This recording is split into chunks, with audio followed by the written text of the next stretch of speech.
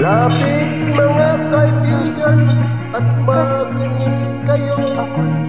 Ako'y may dala-dalang balita galing sa bayan ko.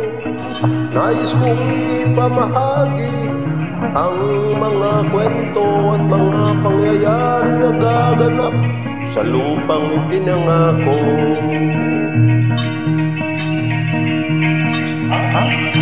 Ang lupang pinanggalingan ko'y may bahid ng dugo. May mga lorong di makalipad na sa hawlang ginto. May mga punong walang dahon, mga punong di makakibo sa mga pangyayaring nagaganap sa lupang ipinangako.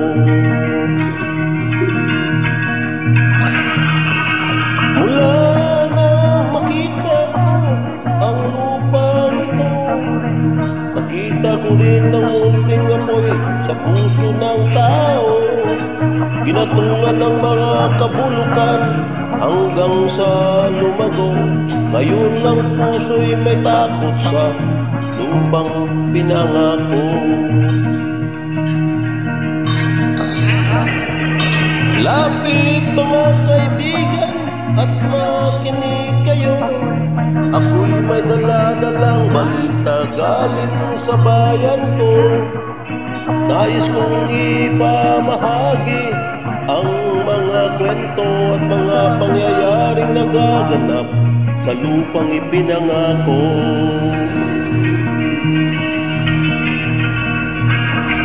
Dati-dati ang mga bukid ay kulay ginto. Dati-dati ang mga tao silayan ng ibon. Dati-dati ang katahimikan, ang musikang nagpapatulog sa mga batang walang duwag sa mundo. Ngayon ang lupang ipinangako ay nagsusumamo. Patakan niya ng luha ang apoy sa kanyang puso.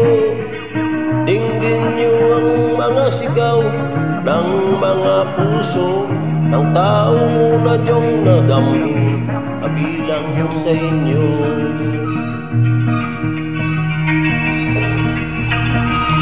Doon mga kaigsunan o maminaw ka mo. Doon ako'y dala na mga balita gikan sa banwa ko.